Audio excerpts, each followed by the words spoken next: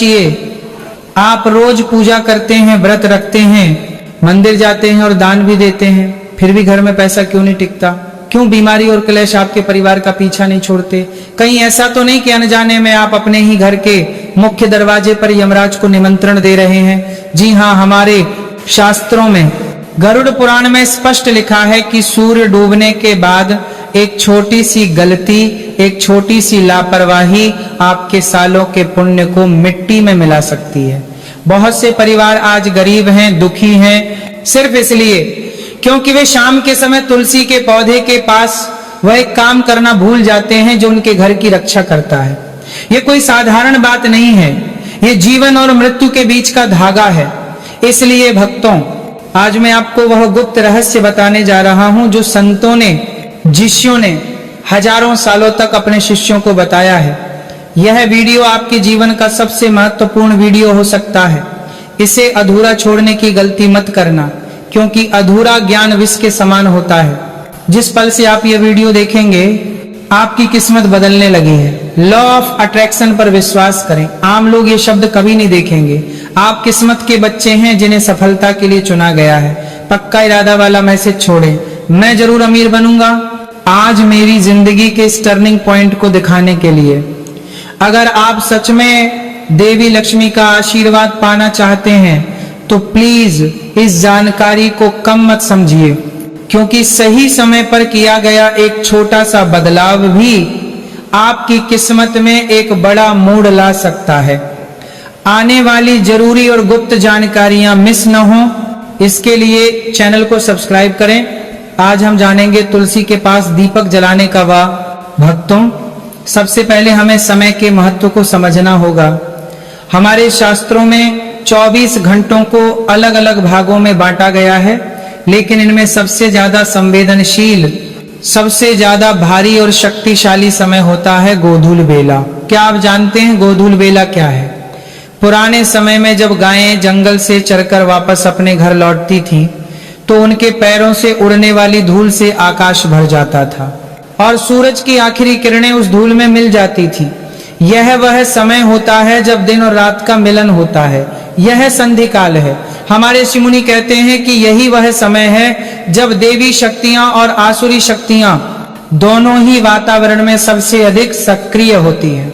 ध्यान से सुनिए, गरुड़ पुराण में बताया गया है कि जैसे ही सूर्य अस्त होता है और अंधेरा पैर पसारने लगता है, देवी लक्ष्मी की बड़ी बहन, जिसे अलक्ष्मी या दरिद्रता कहा जाता है, वह पृथ्वी पर भ्रमण करने निकलती हैं। अलक्ष्मी केवल उन घरों की तलाश में रहती हैं जो अंधेरे में डूबे हुए हैं, जहां तुलसी का पौधा तो है लेकिन उसके पास रोशनी नहीं है। सोचिए, अगर आपके घर का मुख्य द्वार और तुलसी का चौरा अंधेरे में है तो आप किसे निमंत्रण दे रहे हैं?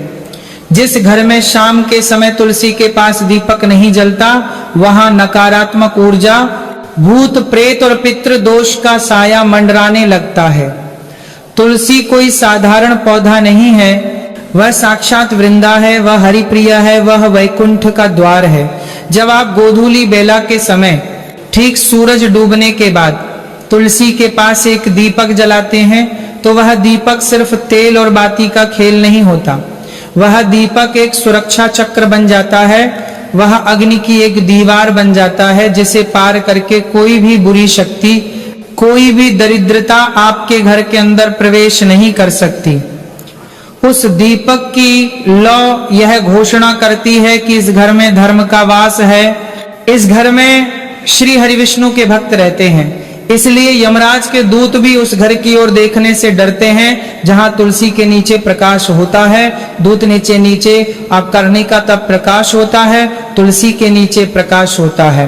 भक्तों, इस महिमा को समझने के लिए मैं आपको पद्म पुराण से जुड़ी एक अत्यंत प्राचीन कथा सुनाता हूं। इसे ध्यान से सुनिए, क्योंकि यह कथा आपके रोंगटे खड़े कर देगी। बहुत समय पहले अवंतिका नगरी में धनंजय नाम का एक बहुत बड़ा व्यापारी रहता था। उसके पास धन की कोई कमी नहीं थी, सोने चांदी के ढेर थे, लेकिन उसके मन में धर्म के लिए कोई जगह नहीं थी। वह नास्तिक था। उसने अपने जीवन में कभी मंदिर की सीढ़ी नहीं चढ़ी और ना ही कभी तुलसी के पास एक भी दीपक जलाया। उसे लगता था कि उसका पैसा ही उसका भगवान है। उसी के पड़ोस में एक टूटी फूटी झोपड़ी में सुनंदा नाम की एक बूढ़ी विधवा रहती थी। सुनंदा के पास खाने को दाना नहीं था, पहनने को अच्छे कपड़े नहीं थे, लेकिन उसके पास एक अनमोल धन था, वह थी उसकी तुलसी भक्ति। चाहे आंधी आए, चाहे तूफान आए, सुनंदा हर शाम गोधूली बेला में अपनी झोपड़ी के बाहर तुलसी के पौधे के पास मिट्टी का एक छोटा सा दीपक जरूर जलाती थी। वह कहती थी, हे माँ तुलसी, मेरे पास तुझे देने को घी नहीं है, लेकिन मेरे आंसुओं और मेरी श्रद्धा को स्वीकार कर। समय का चक्र घूमा और एक दिन धनंजय की मृत्यु हो गई। चूंकि उसने जीवन भर केवल पाप और कंजूसी की थी, उसकी आत्मा को शांति नहीं मिली। वह प्रेत योनि में चला गया। वह एक भयानक प्यासा और भूखा प्रेत बन गया जो अंधेरे में भटकता रहता था। यमराज के दूत उसे रस्सियों से बांधने के लिए उसका पीछा कर रहे थे। वह प्रेत अपनी जान बचाने के लिए भागा और भागते भागते वह उसी रात सुनंदा की झोपड़ी के पास पहुंचा। उस रात घनी अंधेरी अमावस थी। प्रेत ने सोचा कि इस बुढ़िया की झोपड़ी में छिप जाता हूं, यहाँ मुझे कोई नहीं ढूंढ पाएगा। लेकिन भक्तों, जैसे ही वह प्रेत दरवाजे की ओर बढ़ा, वह चीख पड़ा। उसे ऐसा लगा जैसे सामने आग का कोई विशाल पहाड़ खड़ा हो। वह झोपड़ी के अंदर कदम नहीं रख पाया। जानते हैं क्यों? क्योंकि दरवाजे पर तुलसी के पास वह छोटा सा दीपक जल रहा था। हम इंसानों को वह सिर्फ एक छोटी सी लौ दिखाई देती है, लेकिन बुरी आत्माओं और प्रेतों के लिए तुलसी का दीपक साक्षात सुदर्शन चक्र की तरह दहकता हुआ सूरज होता है। वह प्रेत थर थर कांपने लगा। उसी समय हवा का एक तेज झोंका आया। उस दीपक की लौ फड़फड़ाने लगी और दीपक से निकलने वाला सुगंधित धुआं हवा के साथ उड़कर उस भयानक प्रेत को छू गया। ये क्या चमत्कार था! जैसे ही तुलसी के दीपक का पवित्र धुआं उस पापी की आत्मा को स्पर्श हुआ, उसके जन्म जन्मांतर के पाप जलकर खाक हो गए। उसे अपना पिछला जन्म याद आ गया। वह रोने लगा और देखते ही देखते उसका भयानक प्रेत रूप गायब हो गया और एक दिव्य शरीर प्रकट हुआ। जो काम बड़े बड़े यज्ञ नहीं कर पाए, वह तुलसी के दीपक के मात्र धुएं ने कर दिखाया। यह दृश्य देखकर यमलोक में बैठे चित्रगुप्त, जो हर मनुष्य के पाप और पुण्य का हिसाब रखते हैं, वे हैरान रह गए। उन्होंने यमराज से पूछा, हे धर्मराज, ये कैसे संभव है? उस धनंजय ने जीवन भर कोई पुण्य नहीं किया, उसने कभी दान नहीं दिया, फिर केवल एक दीपक के धुएं से उसे मुक्ति कैसे मिल गई? क्या आपका न्याय बदल गया है? तब यमराज ने मुस्कुराते हुए जो कहा, उसे हर गृहस्थ को सुनना चाहिए। यमराज बोले, चित्रगुप्त, तुलसी कोई साधारण वनस्पति नहीं है। तुलसी साक्षात वैकुंठ का ही स्वरूप है। जहां तुलसी होती है और जहां शाम के समय उसके पास दीपक जलता है, वह स्थान पृथ्वी का हिस्सा नहीं रहता, वह वैकुंठ का विस्तार बन जाता है। दीपक का प्रकाश अंधकार को नहीं, बल्कि अज्ञान और पाप को मिटाता है।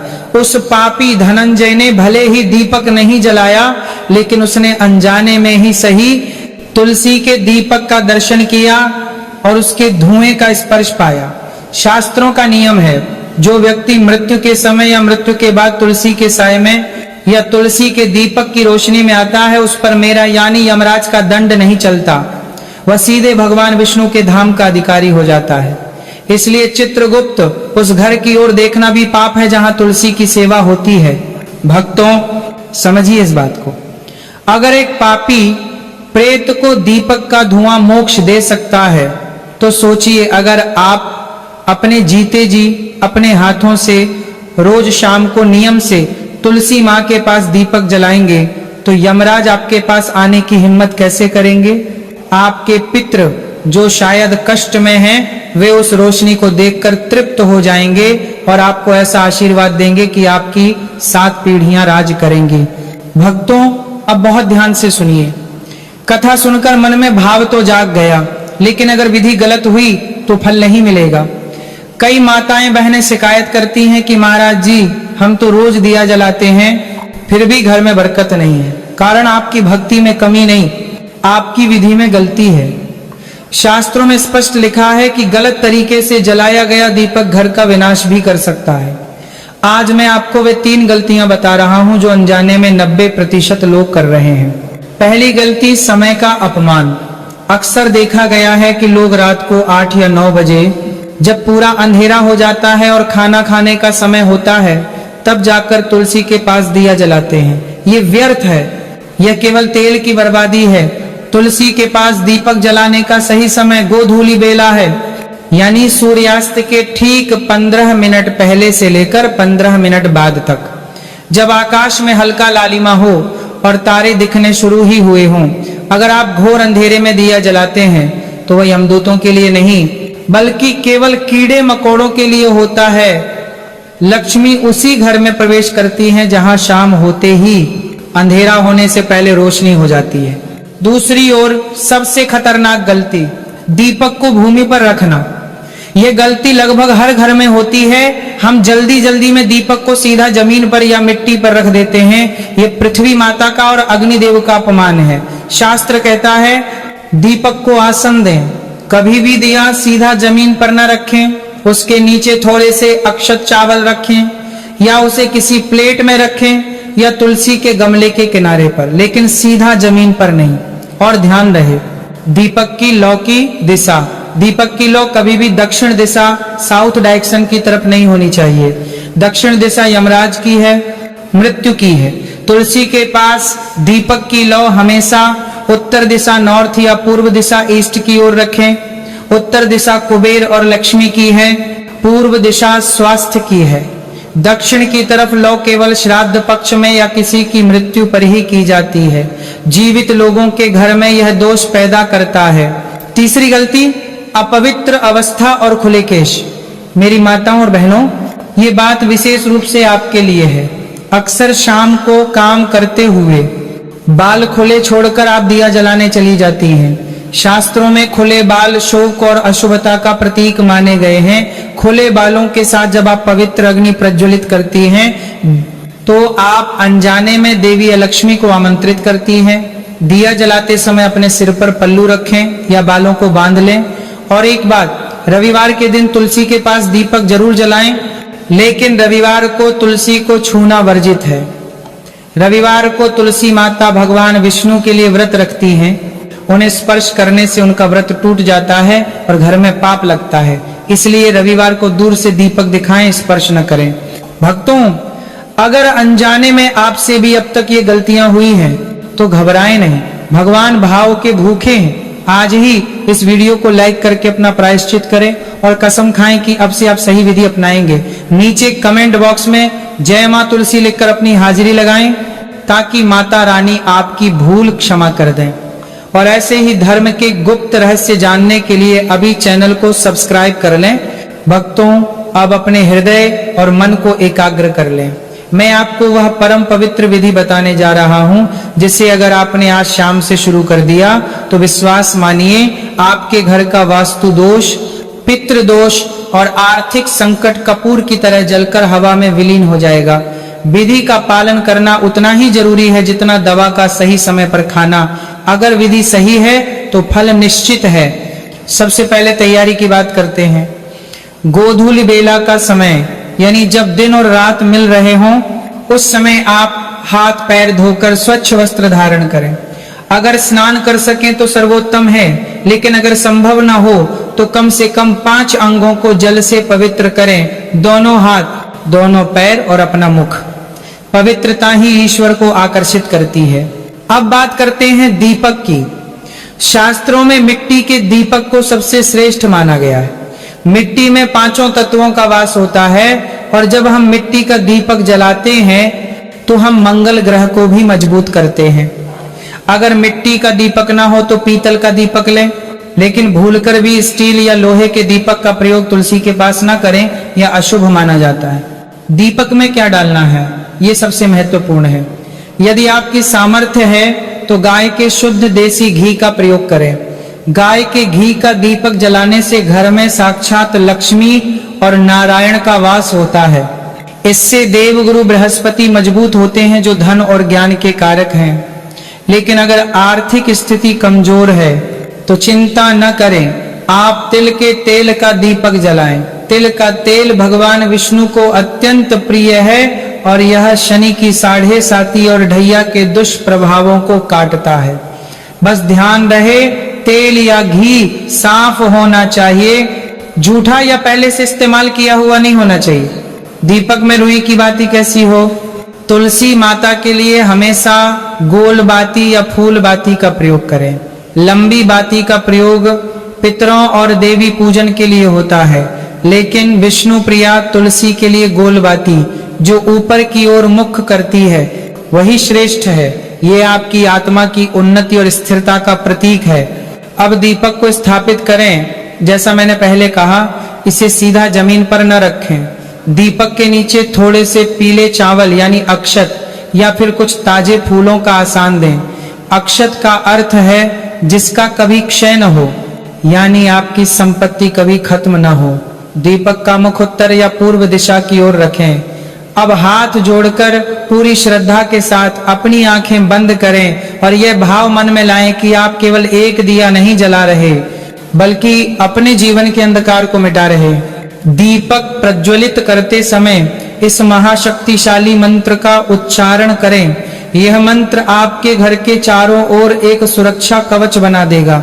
देश के गरिपास भी की करची के तरफ से चारों ओर करते समय शुभम करोति कल्याणम आरोग्यम धन संपदा शत्रु बुद्धि विनाशाय दीप ज्योति नमोस्तुते। इस मंत्र का अर्थ है कि हे दीपक की ज्योति, आप मेरा शुभ करें, मेरा कल्याण करें, मुझे निरोगी काया और धन संपदा प्रदान करें, मेरे शत्रुओं की बुद्धि का विनाश करें और मेरे मन से बैर भाव मिटाएं। यदि आपको यह मंत्र कठिन लगे तो आप केवल नमो भगवते वासुदेवाय का निरंतर जाप करें। दीपक जलाने के बाद वहीं खड़े होकर तुलसी माता की 3 बार परिक्रमा करें। अगर जगह कम है तो अपने ही स्थान पर 3 बार घूम जाएं। अंत में तुलसी के पास की भूमि को नमन करें और अपने माथे पर वहां की थोड़ी सी मिट्टी लगाएं। यह मिट्टी आपके भाग्य की लकीरों को बदल देगी। इस नियम को टूटने न दें। निरंतरता ही सफलता की कुंजी है। जीतना सफलता की बाद मादला जादला। मेरे प्यारे आत्मन, एक बात हमेशा याद रखना, दीपक देखने में बहुत छोटा होता है, मिट्टी का होता है, नाजुक होता है, लेकिन उस छोटे से दीपक में घने से घने अंधेरे को चीरने का साहस होता है। उसी तरह यह छोटा सा उपाय, यह तुलसी के पास जलने वाली एक छोटी सी लौ आपके जीवन के बड़े से बड़े दुखों और संकटों को काटने की शक्ति रखती है। आज से ही एक नियम बना लें, एक संकल्प लें। चाहे आप कितने भी व्यस्त क्यों न हो, चाहे आप कितने भी थके हुए क्यों न हो, शाम के समय तुलसी माता के पास जाकर यह एक दीपक जरूर जलाएंगे। यह दीपक केवल तेल और बाती नहीं है, यह आपके पितरों के लिए आकाश दीप है जो उन्हें रास्ता दिखाता है। यह दीपक आपके बच्चों के उज्जवल भविष्य की गारंटी है। मैं आपका यह सेवक आज भगवान श्री कृष्ण और परम कल्याणी मां तुलसी के चरणों में यह प्रार्थना करता हूं कि जो भी भक्त सच्चे मन से इस वीडियो को देख रहा है और जो आज से अपने घर में यह पवित्र नियम शुरू करेगा, उसके घर के भंडार कभी खाली न हो। अन्नपूर्णा माता उसके रसोई घर में सदैव वास करें। उसके घर से बीमारी, कर्ज, गरीबी और पारिवारिक क्लेश हमेशा के लिए अपना रास्ता बदल लें। अगर आपके मन में इस विधि को लेकर या जीवन की किसी समस्या को लेकर कोई भी सवाल हो तो बिना संकोच के कमेंट बॉक्स में पूछें। हम हर कदम पर आपके साथ हैं।